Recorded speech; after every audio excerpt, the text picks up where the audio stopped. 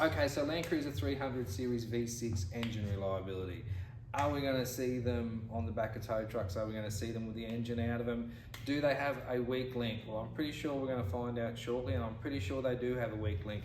When these things first come out, the first thing I did is I tried to order as many parts as I could to have a look at, just to see what was different, what was the same, etc. I've made a video on obviously the steel piston, which was a major upgrade, so I don't think we're going to see those issues there. The weak link I think we're going to see, especially when they are pushed to the limit in Australia, in the heat, in the long distances, the weak link I think we're going to see is very similar to what we've seen in the 1VD. It's not going to be a dusting issue, it's going to be a crankshaft style failure issue now. It'll be the Conrod bearing, and Conrod bearings generally only fail for two pretty simple reasons: quality or quantity. Either the quality of the oil that is there is not good enough, or the quantity of the oil that there is not good enough.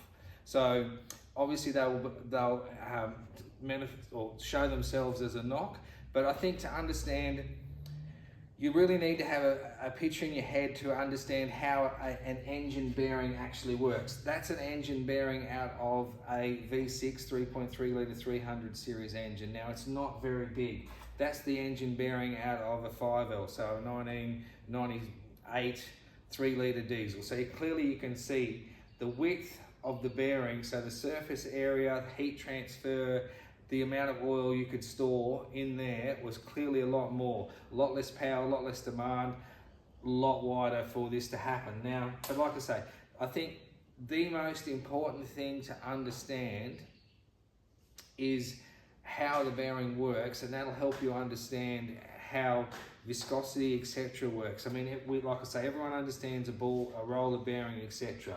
To understand how an engine bearing works and how you achieve so that the oil stays between the crankshaft and the bearing so that the two never meet and they stay properly lubricated. That process is called hydrodynamic suspension. And what happens is the oil leaves the crankshaft through this hole here, and it enters in between the crankshaft and the bearing to fill the cavity that is there. The way it works is the load placed on the top of the piston, the oil enters between the bearing and the crank 180 degrees opposite the load. So as the piston goes up and down and the crank goes round and round, that load is transferred around as well, and the oil enters. So as the oil is exhausted on one side, the gap that is created on the other side is filled with oil via that hole. So the crank and the bearings never meet because they are continuously sitting on oil. So that is how either the quality of the oil that's there is not good enough to lubricate it, or there isn't enough oil there.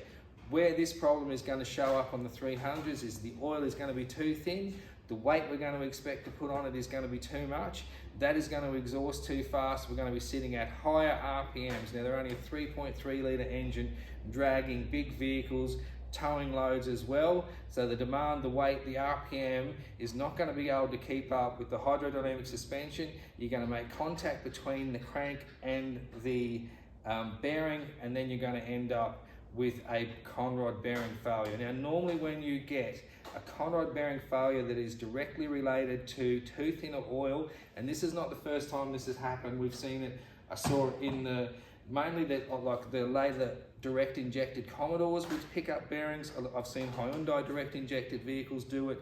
They always pick up, or normally it is in the center of the crankshaft, just like these have done, not on either end. So if you get it, if you dismantle an engine, low K's crankshaft bearing failure, that you are contributing to too thin of oil, what you will generally find is the engine will be perfectly clean.